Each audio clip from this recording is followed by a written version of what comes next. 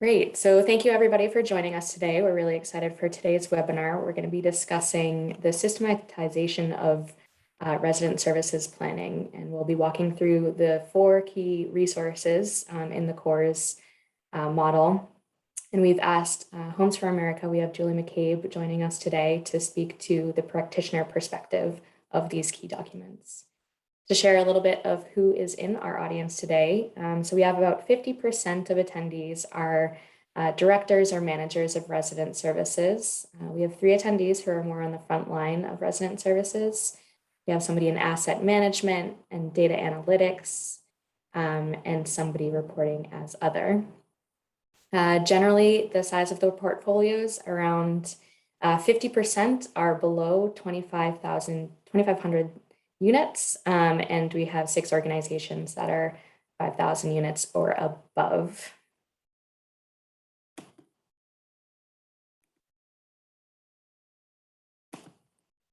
To talk about what we're going to be talking about today, so I'll be giving an overview of those four key documents and their functions and how they work together to develop the system of resident services at the property level. Then I'll have Julie speak to Homes for America's practitioner experience, and then we'll wrap up with a Q&A.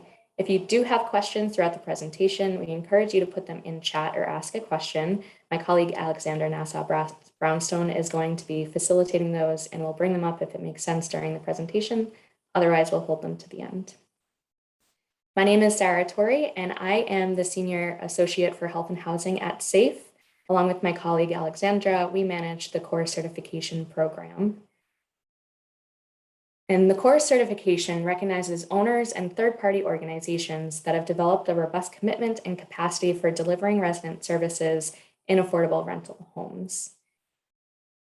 To do some level setting, I'll give a brief overview of resident services coordination and a little bit of a framework for a system of resident services coordination.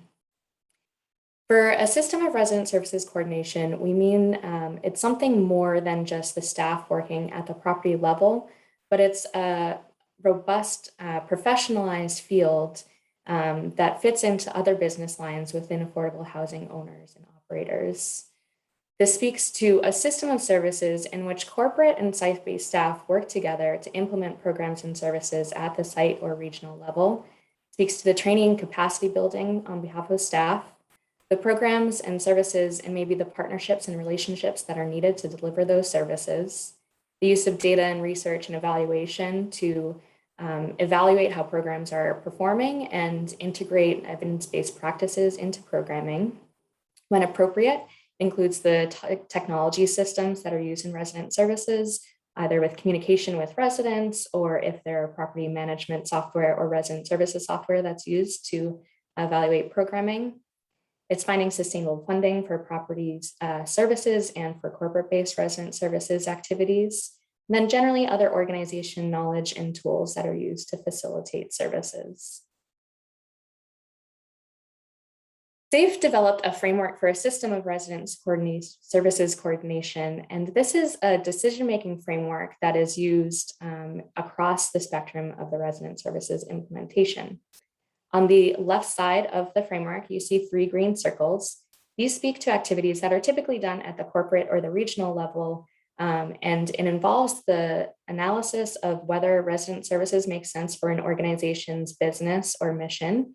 An assessment of the community, typically this is done in a market analysis when maybe a like-type property proposal is developed. And then those components work together to determine whether it makes sense to offer resident services at the property. An important aspect of this is resident feedback to look at the amenities in the community to determine if those resident services are needed to fill a gap. On the right side of the framework, you see 6 blue circles, and these speak to the processes that are happening at the property level. And we're going to dig into these today with the 4 key documents to learn about how those documents actually facilitate the processes that are happening at the property level. In all of this, which is key and fundamental, is the inclusion of resident feedback into programming. This is also a dynamic process where throughout the life cycle of a property, you're oscillating between what is happening at the corporate level and service evaluation and the property level. When an organization is implementing resident services and operationalizing it across their portfolio, oftentimes this can work in a few different ways. In order to simplify things, CORES speaks about these in 3 general models. The first is the direct model, and in this instance, the affordable housing owner and operator is directly responsible for the management of services. Everything is done in-house in terms of the management and delivery and implementation of resident services. In the hybrid model, the affordable housing owner is contracting with a third-party entity, maybe a property management company or other resident services organization, to staff on-site resident services, but the organization that's receiving the certification still retains leadership and management of resident services. So in this instance, there's a dotted line of management between the hybrid organization, the owner, and the staff that are on-site. In the final model, the third-party model, an owner may recognize that that resident services fits in with their mission and their business, but however, they recognize they don't have the capacity to deliver resident services themselves. So they'll partner with a third-party entity to provide the services. In this instance, again, everything is in-house to that third-party organization, and the organization that's achieving the certification is the third party, not the owner. In this instance, maybe the third-party provider works with a multitude of different owners, but again, everything is in-house. The important part of this for today's presentation is actually this hybrid model, and which is why we've asked Homes for America to speak today. When you're considering systematizing and standardizing tools and resources, having that dotted line of management makes it more important to consider how you're standardizing those tools, how you're doing quality assurance that they're in line with the templates that you're designing, and if you're working with multiple partners, how you're standardizing across partners. So now that we've done that level setting, we're going to do that deep dive into the 4 key documents. When speaking about CORES, organizations have to meet 9 threshold requirements in order to achieve the certification. Those are listed here, and as you can see, organizations need 3 years of experience as a multifamily housing provider. For the third party, 3 years of experience as a third party provider. You have to fit into one of those models we just discussed. 3 years of experience in resident services coordination, having resident coordination staff and coordination at more than 1 property. So this is speaking to an organization's scale of resident services. You need strategies to address low participation rate in residents. And this is also speaking to having resident-driven programming. So evaluating with residents with direct feedback, what programs and services are a priority for the property. Today, we're going to be discussing the last 4 threshold requirements. And those are these 4 property level documents or tools. You may hear me reference them as the 4 key documents or the 4 threshold documents. Threshold is really speaking to how they work into the core certification, and 4 key documents is really how they function in that framework of resident services. All right, so what are these 4 key documents? We're going to go high level with these, and then we'll dig into each one and their core components. So to start, the community scan. This community scan is analyzing the context and the amenities that are available in the area around the property. Typically, the community scan is updated every 6 years, but the best practice for the community scan is considering changes to the neighborhood. If you're in a rapidly changing community, you may want to do the community scan more often. I think we've all seen with COVID, rapid changes into the community amenities. And so some organizations are redoing their community scans as they see those changes. The next key document is the Resident Opportunities and Priorities Assessment. Previously, we referred to this as the Resident Opportunity and Needs Assessment, but we've changed the language in order to be more asset focused. This document takes into consideration resident demographics and resident priorities in order to develop what programs will be available on site. Typically, this document is updated every 3 years. Next is the Property Services Plan. When we speak about the Property Services Plan, we talk about it as the roadmap for what's going to be happening at a property. When you consider this, it's thinking about if there's staff turnover at the property. This is the key document, the Bible of what's going to be happening in the next couple of months, so that service coordinator knows where to go for information. This document should be updated every 3 years, but really the best practice is to update it every year along with the budgeting process for the property. Lastly is the Resident Indicators and Analysis Report. This document is the tool by which you will analyze the success of the programs that are happening at the property and implementing any changes that are needed in order to increase the impact of the programs. Typically, this document is updated annually, but we do see organizations that implement a quarterly or monthly assessment process that helps to change focus as the resources are changing at the property throughout the year. For the purpose of the CORES certification, these uploads are all going to be from one example property. Because this dynamic where the key documents are really exemplifying that cycle of data and feedback to create programming and analyzing programming, us seeing it as an example property helps us to see how you're incorporating that cycle into a property.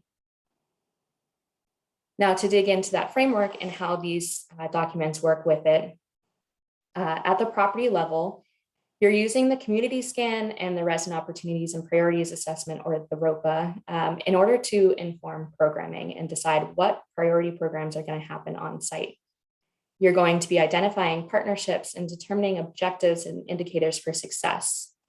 The community scan and the ROPA are feeding together to create that property services plan.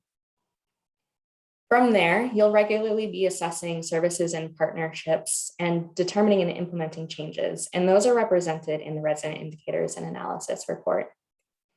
There is also an opportunity to upload an impact analysis report, and that is essentially an indicators report that is across multiple properties. Diving into the community scan, the core components of the community scan include local data for benchmarking, identifying available resources and potential partners and assets in the community to understand maybe what the gaps are in order to fill that with property services on site, and identify partners and services that you can refer residents out to as needed. It also incorporates an assessment of the quality and the mission alignment of the available resources in the area. So for example, you may do a community scan and find that there are a lot of healthy food programs. And so maybe you're creating a partnership either to deliver those services on site or creating a partnership where you send residents to a healthy food organization. Just a brief list here of potential community level data for that local data benchmarking. A lot of times we see organizations using the Enterprise Opportunity 360 report. This is a report that does a composite score for certain socioeconomic indicators. We also see folks using census data or the American Community Services data. There are a lot of partnerships that organizations develop with the school system in order to analyze grade achievements. So this is non-exhaustive, but just an example of you're looking for what local level data might look like. In the resident opportunities and priorities assessment, there are 4 key components. This includes resident demographics, and you're using this to understand what types of programming to provide at a property. So for example, you're collecting data on age of the property. If you have over 50% of residents at the property under the age of 18, you're going to focus on youth programming. Again, if you have residents that are mostly over the age of 65, you're going to focus on aging in place initiatives. An important part of the ROPA is the direct engagement with residents. So for example, in your community scan, you find that there are existing youth programming in the area.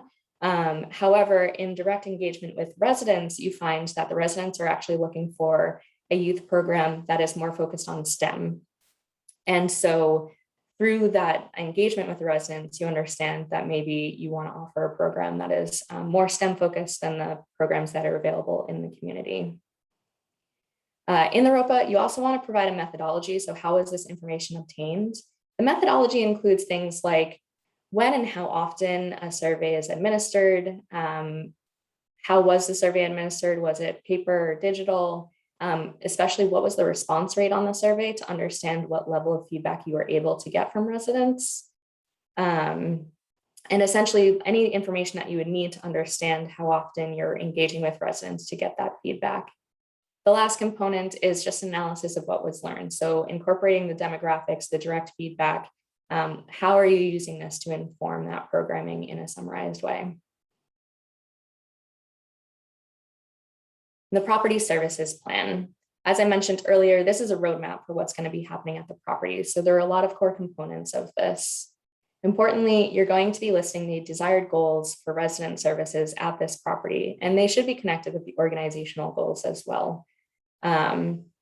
You're providing a description of the services, and this is something that's a bit more detailed. So if you are providing that STEM programming, you're including information. For example, a STEM program is going to be offered for 1 hour twice a week for youths, middle school youth.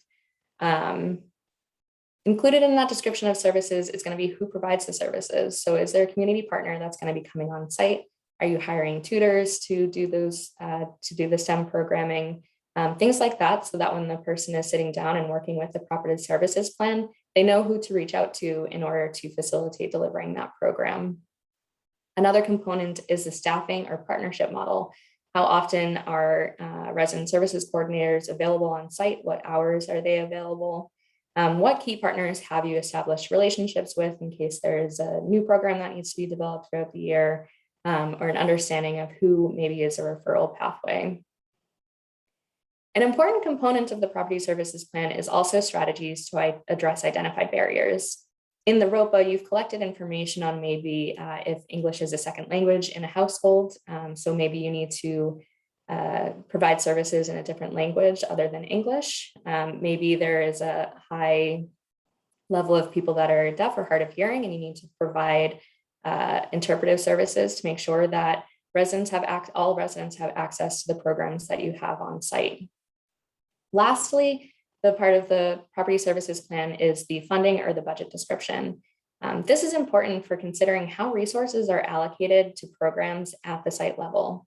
For the purpose of CORES, some organizations may not have this information available to the site-based staff. So we do provide an opportunity to have additional uploads if that is the case for your organization. So it can be added at the end of the application, or it can be merged for the PDF of the upload. Lastly, the resident indicators and analysis report. This is an opportunity to have a document that shows how you've integrated the information that's included in the ROPA, what are the resident priorities, what the goals of the property services plan are, and evaluate those goals in one key document. Here you're showing value in the impact of the services you have and an analysis of that impact. A key part of this is the push towards outcomes. So in a lot of cases, organizations are collecting participation, and that is the primary requirement for this upload. However, in future recertification, and one of the things that to push the field towards outcomes is the consideration of impact over time. So how are you creating change for the residents at the property? Are you looking at reading level improvement, increased social connectedness, or reducing falls? And how are you evaluating to be sure that you're making an impact in those impact areas? I'll ask Alexandra to share. She may have already done it in chat. SAFE has developed an outcomes framework and outcomes initiative that is regularly evaluating resident services. And in this document is a list of some of the indicators that can be used in certain programmatic areas. So if you're looking for more information on what outcomes you should be looking for in your programs, that is an available resource. And the final part of the resident indicators and analysis report is a summary of what's going to be changing in the next iteration of the property services plan or programming as it's going to be provided at the property. Now, CORES has worked to standardize the definitions of these documents in order to speak to how they work into the framework for the coordination of resident services. What are the core components and how often should those components be updated? However, your organization, especially if you've been doing this for a long time, may have these documents in alternative formats. And what I mean by that is that you might have a community scan and a resident opportunities and priorities assessment that is actually one combined document. And we do see this in a multitude of organizations. The important part of this, though, is that firstly, you're going to want to make sure you have all of the components of the original documents, and you're going to want to make sure that that document is uploaded as in a way that aligns with the more frequently uploaded document.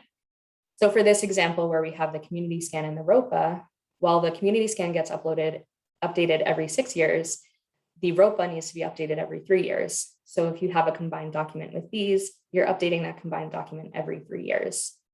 This isn't the only example of combined documents that we see. Sometimes we see ROPAs combined with a property services plan, or maybe you have 3 documents, 3 of these documents that are actually one document. An important part of the CORES application is that when we're reviewing applications, we do consider all 4 documents. So we do make sure that if you have resident demographics included in your community scan, that we take note of that and score it correctly. Now with that, I'm going to turn it over to Julie and have her present on the practitioner perspective. Good afternoon. Thank you.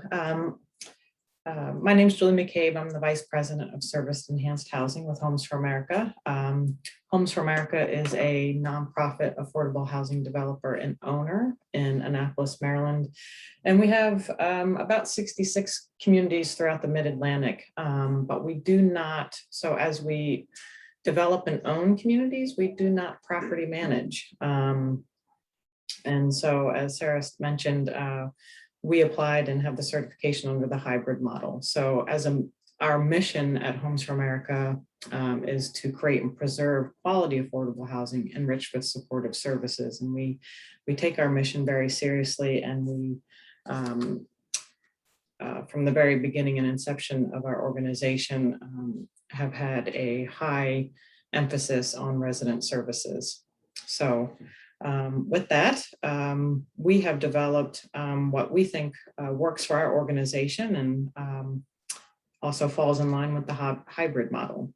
So to get into the community scan a little bit, if we can show that, if that's up.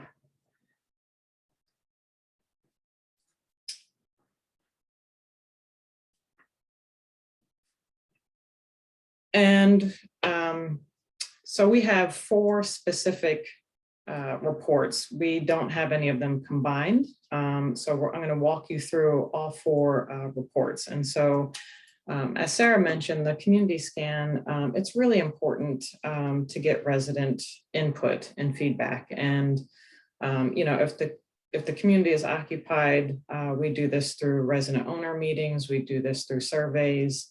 We also serve a geographic, area that and region of which we've been working in for years. So we have a pretty good idea of some of the existing services and resources within that area, and ongoing partnerships throughout the years. So that has been helpful. But in communities where we're new, where we haven't worked before, we have solicited a market study firm that does appraisals on real property, and to help us with our community scans. And they really go into great length and detail about the existing amenities in the larger community. And as we scroll along, we can sort of just slowly go through some of the pages here. I mean, these are the things that we're looking for that are helpful for us in our community scan as we're understanding, one, the demographics of the property. That's obviously super important. We need to know who we're serving. What are the ages and the ethnicities, and to frame out our services. So some of the things that you can see on here as we're scrolling through, transportation is extremely important to us. One of the biggest barriers that residents have is transportation. So we're looking for, where's the closest bus stop? How far away is it? Is it a mile or less? Is paratransit available? Is medical transportation in that area? Is it close to the metro or the rail or MARC trains? These are all important to make sure that residents' needs are being met in a larger community. Safety and crime statistics. We're always looking to make sure that safety is of our utmost priority for residents, and that we can address any security issues that particular community might have. We're looking at the economics of the community. So the household incomes, the poverty status. I mean, we know sort of the area media incomes of the residents that we're going to be serving. But what does it look like in a larger community? How does that play a role in their day-to-day lives? So this really goes into great detail of that. And then it goes into a little bit more of the investments in the neighborhood. You know, we reserve a minimum of 10% of our units for persons with disabilities. Typically, it's more than that. You know, so we're looking for organizations like Centers for Independent Living, any other organizations that work with persons with disabilities to make sure that we can meet their needs as well. And that they can enjoy all the programs and services with the larger community. That's what we're looking at now is just sort of a map that they provide as far as the different community amenities within location of the actual building and residence. It's going to point out different senior centers, hospitals, medical facilities, shopping centers to make sure that we're not in a food desert. Healthcare, hospitals, medical facilities, recreational opportunities. And then on here, we're showing, so this last page here, these last two pages are sort of our cheat sheets for all these amenities that we also use as part of our community scan. Because the community scan is so detailed, we sort of extract the information and then we also create sort of a cheat sheet of all the partnerships and organizations that we think meet the priority to reach out to first. So that is the community scan. Julia, before we move on, we had a question. Yeah. Can you talk a little bit about when you conduct this scan? You talked about sort of you engage with a company as part of the market study. Is this it's typically done before a community is developed? How do you revisit that periodically? How does that work for Homes for America? Yeah, so this is typically done during the pre-development phase. And we strive to redo this every 3 years. Different state financed housing agencies have different requirements, but for the most part, 3 years. Great, thank you. Mm-hmm. But I will add that we don't use the market study firm every 3 years. That's just the first in the pre-development phase.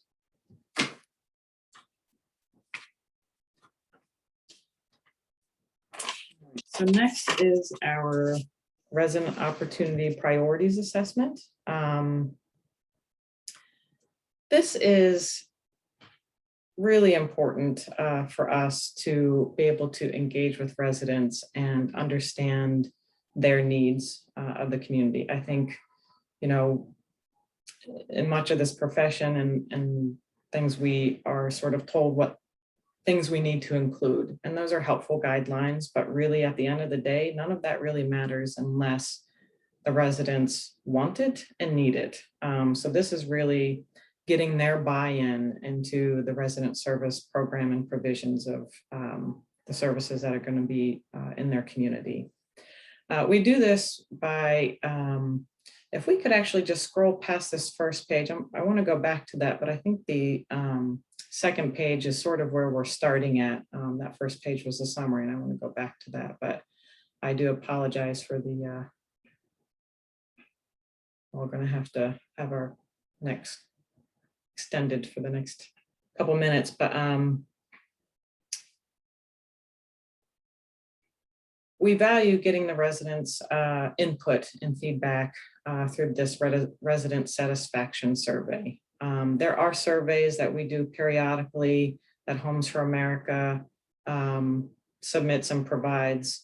But this particular one, and often we find ourselves utilizing a third-party consultant to administer these surveys. What we found is that it gives us a much more unbiased opinion, and residents feel more free to communicate than when, say, the management firm or the community manager is on site, or even us as owners.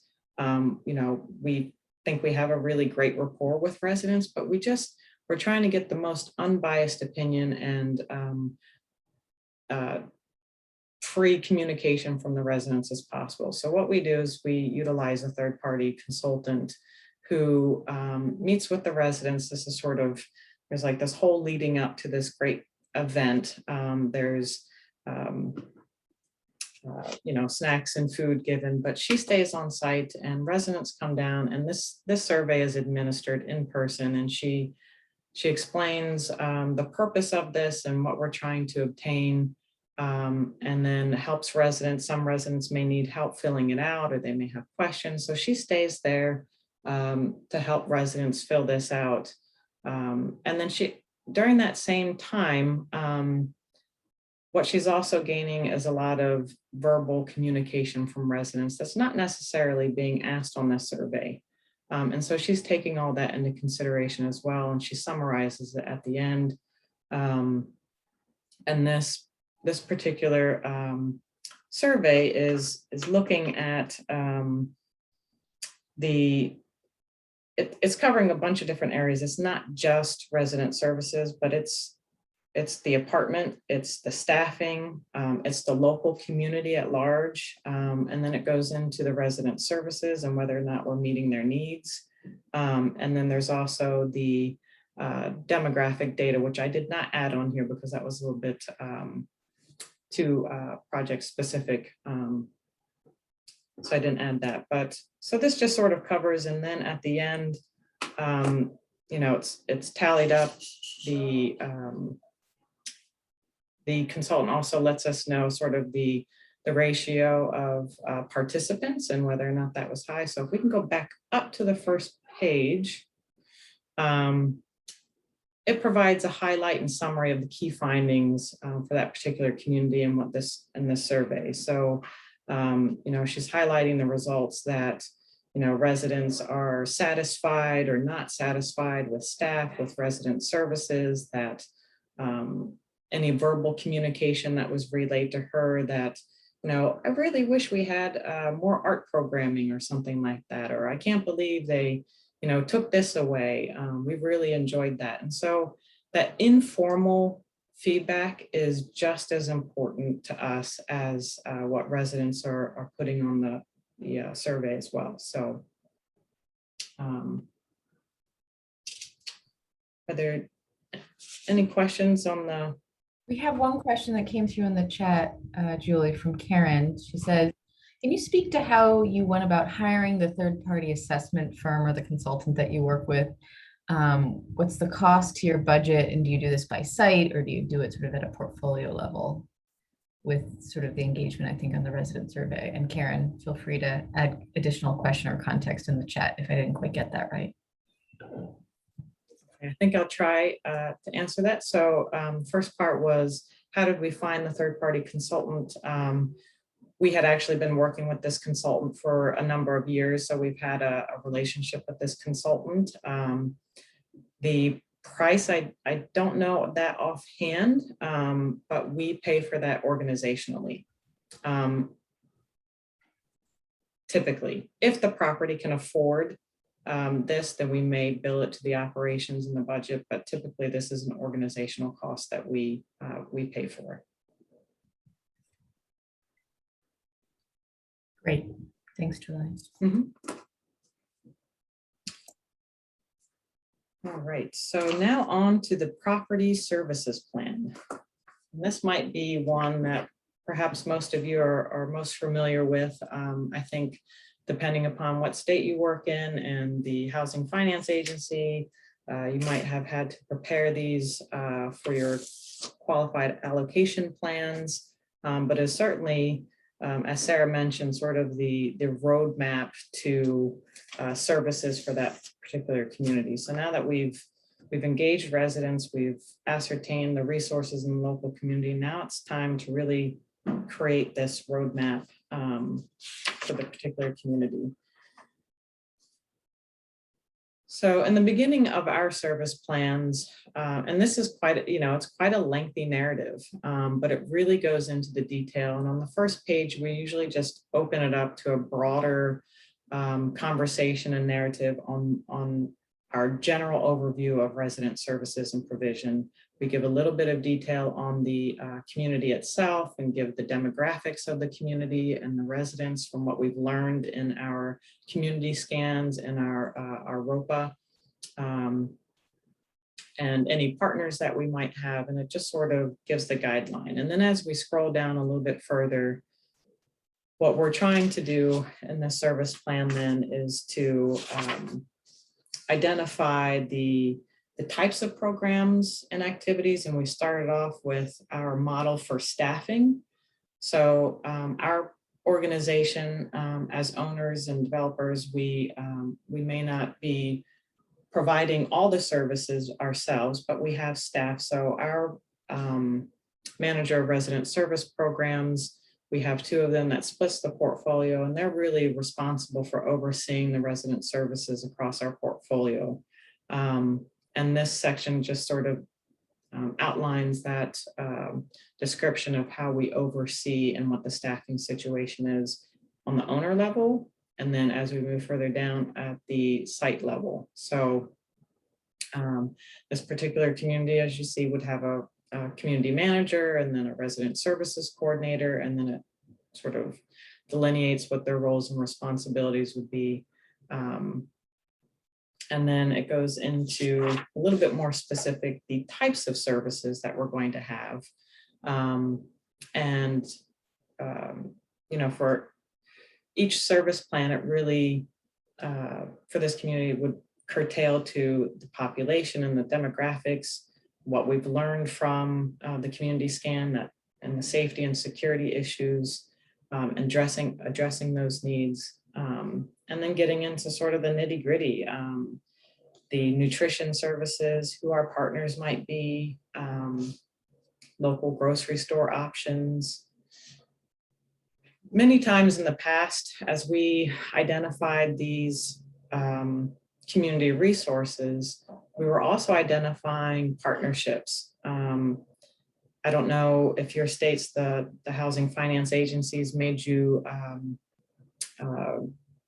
enter into memorandums of agreements or understandings before your community even existed. But as much as I begrudged about doing that, it was actually extremely helpful because it helped to outline the service plan and what our potential future partners would be, and aligned everybody to hop on board with this community and to meet the residents' needs.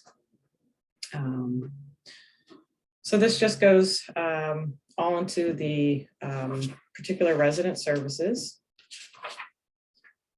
And as Sarah mentioned, towards the end is really what we're looking at for the implementation and the budget and the funding guidelines. So that is sort of our last focus area of the service plan, is understanding, well, how are these services actually going to be implemented, and who's paying for it and who's doing what?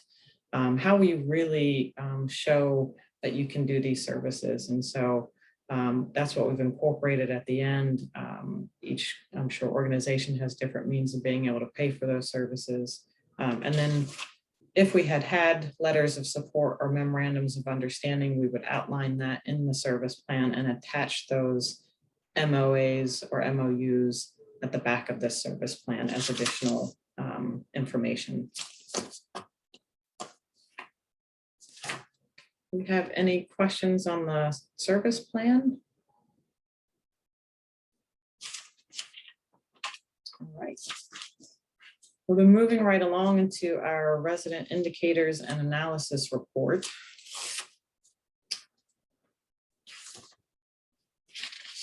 So this really should have prefaced these 2 pages in the beginning, but this really is what guides our organization on the types of programs and services that Homes for America wants to see in our communities.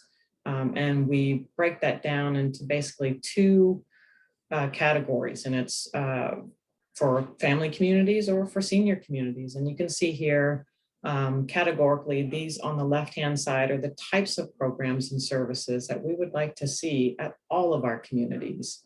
To the right of that are just detailed descriptions of types of those services that we would like to see and examples. And as we scroll down to the second page, you'll see that it's pretty much the same thing, but it's for senior communities with different examples and different narratives on the types of programming that we'd like to see. So even when we may have a community that didn't have a service plan at first, and we have a new management company, we're able to share at least our standards across the board, that these are the categories and the types of services that we want for our residents across the board. And with that, it sort of leads us into ranking criteria. So Homes for America, we oversee and monitor and the programs and services that occur across our portfolio. And we rate and rank them on a quarterly basis. So community managers are responsible for filling out what is called a quarterly services report, which we're going to get to in just a second. And when they submit that, Homes for America regional managers of resident service programs review them, rank them, and this is sort of the ranking criteria. It's nothing, it's not rocket science, but it's basically, you know, a community is high performing if it meets all the categories within a quarter. So that would be high ranking. They could miss 2 of those categories within a quarter and it would still be high ranking. Anything that is 3 or 4 categories that are missing within a quarter would be middle performing, and then anything 4 or more would be low performing.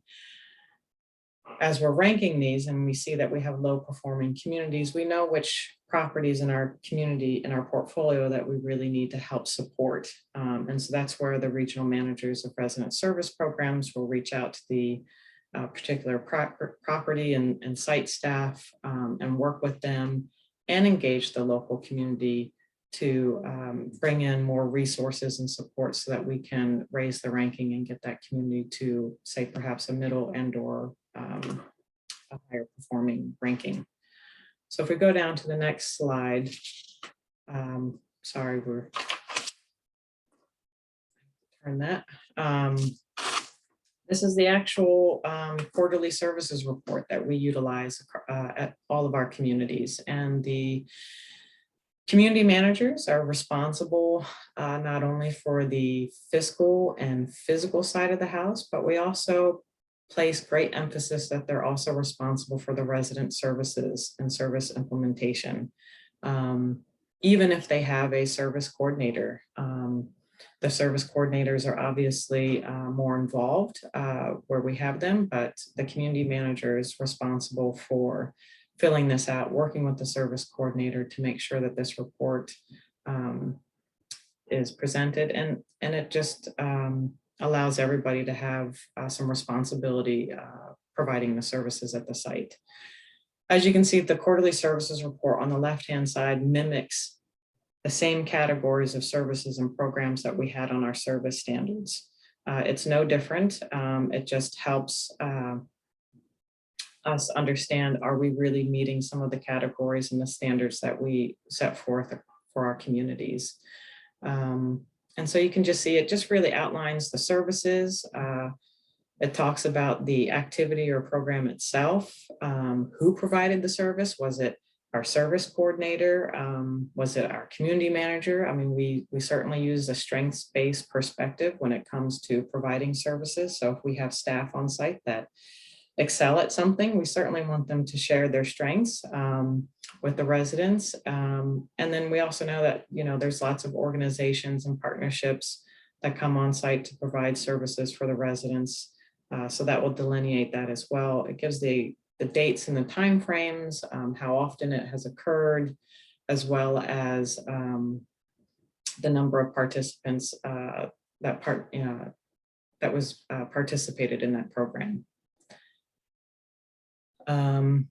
There are notes on the right-hand side for, you know, maybe this service has a really low turnout and it's not worth our money to continue providing the service, or residents aren't really interested, or whatever the reason may be. We leave that on the the quarterly services report for us to gain an understanding, well, maybe this service just really isn't worth continuing, or we need to find another one because there's no staffing capacity going forward. So it just helps us to understand sort of the temperature of what's occurring on site and how our partnerships are going. And then lastly, at the end, it just, what's on page 6 here, this is kind of an important page that just, for our sort of service standards, you know, for initiating the services, we try and utilize whether or not there are new services to brag and boast about that we can share across our portfolio. And then just, you know, obviously some of the more logistical things on site, that if equipment isn't working, if it needs updated, should we put that in the budget for next year, et cetera.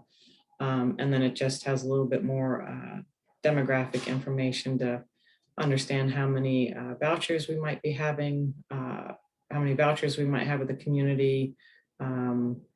And what happens now is, so as the community managers fill this quarterly services report out, they are to have their regional manager of resident service program sign off on it before they submit it to Homes for America. To us, that's really important. We just started that a few years ago. It used to just be where the community manager or the service coordinator filled it out and sent it to Homes for America, but there was no real communication between the on-site staff and, say, the regional managers for the reporting of services. And we found out that regionals and the corporate management firms didn't really have an idea of what types of programs or services were happening in that community. And we really wanted their involvement in that. So that has been helpful. And so when they submit it to Homes for America, it's been vetted by supervisors in the management firm. They can then share it across their portfolio.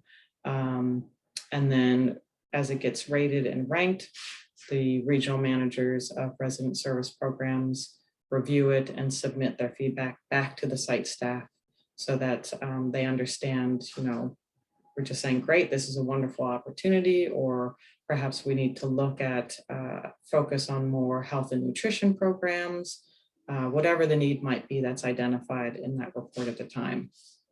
And then they work with the particular communities to create a work plan to address those needs.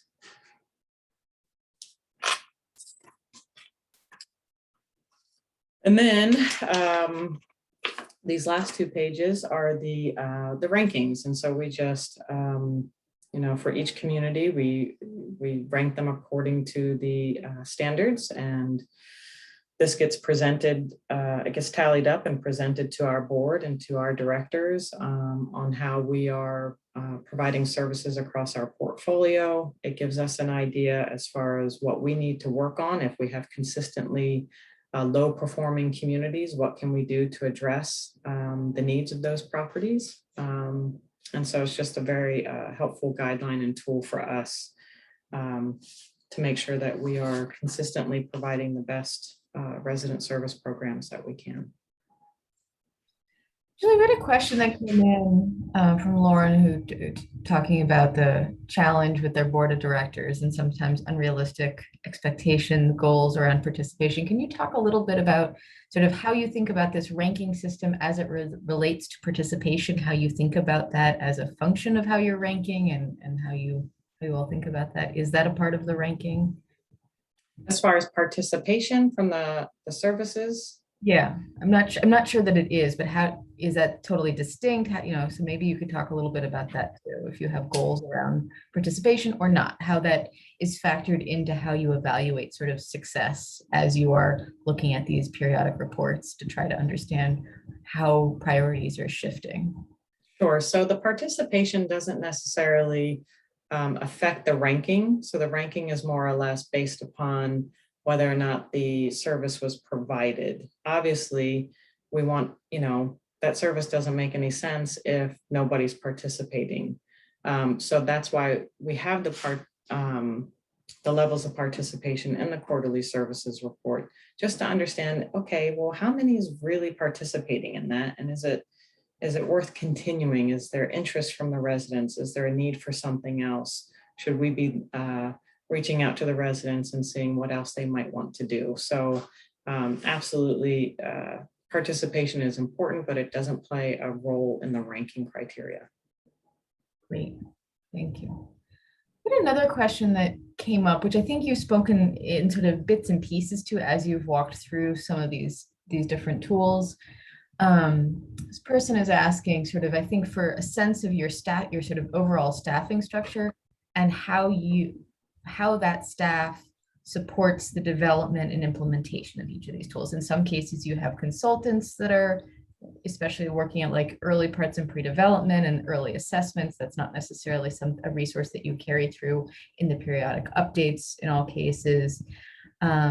You are a hybrid organization where you work with third-party property management. Can you talk a little bit about sort of who owns what parts of these tools and processes, sort of from community scan through the indicators report? Does that make sense? I think so. So we as owners sort of own this entire process, but we do rely at times with consultants and or market firms to do the community scans. We do rely heavily on the community managers and the site staff to fill out the quarterly services report. But as far as ownership of the process and the reports and the standards and the rankings, that is all being derived by us as owners. Great. And so when you're, your sort of organizational level team is sort of, either producing some parts of it and then reviewing all other components, whether it's the, site-based team or, whether a site-based team has support from a regional management arm of your third party. It all filters back up into your sort of corporate organizational resident services infrastructure, which, these tools are reviewed together for alignment and accountability. Is that right? Yes. Great.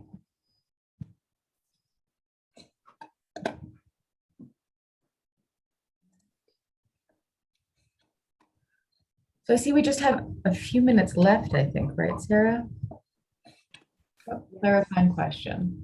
When you say community, this is from Lauren again. When you say community manager, is that what others might call a property resident manager? So are you talking about property management in that case or a resident services person?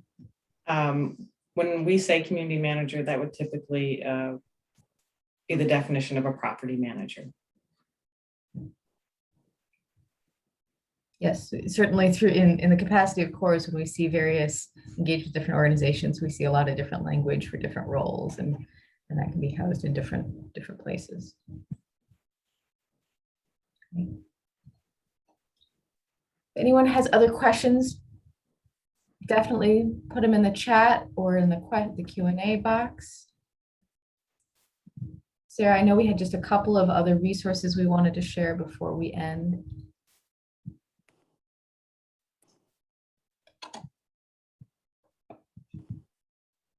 Yeah, so just a couple things that I wanted to tease out from Julie's presentation as she walked through her documents. You could see some of the threads that connected between the ROPA and the property services plan. Some things that were asked for were represented there.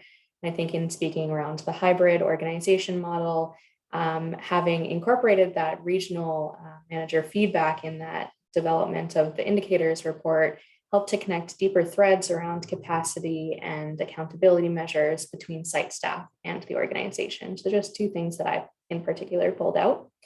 We wanted to thank you all so much for spending your time with us today and learning more about these key threshold documents. Wanted to call attention to two opportunities for further resources. So if you're looking for more examples of these key documents, you can find them on our resource library, which is cores.org/resources. You can drop that link in chat if needed. And so you can find a lot of template documents there. You can find community scans, resident opportunities and priorities assessments. I think they are still labeled as resident opportunities and needs assessments in the resource library, which will be changing soon. We also have a COVID-19 resource page. So we found that resident services were often dealing with a lot of the fallout from COVID and needed particular support and resources for how to facilitate services. So you can also check that resource library out. Beyond these documents, we also have other toolkits, resources, and templates for you if you're looking for MOUs and things like that. You can find them there. We also have a quarterly newsletter that will highlight new resources that are available in the library or new articles or any sort of new information that's coming out about resident services. It's also where we highlight our quarterly webinars. So we do host these once a quarter, typically focusing on core components of the CORES application process or capacity building throughout resident services. So encourage you to sign up for our newsletter so you can stay up to date on things that are happening in the field and future resources. And other than that, thank you all again for your time. You can feel free to reach out to us at cores@safenet.org if you have any follow-up questions. And I hope you have a good rest of your day. Thanks, everyone. And thanks again to Julie.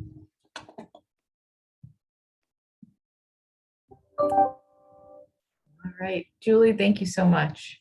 I think we're going to sign off and we'll talk to you soon.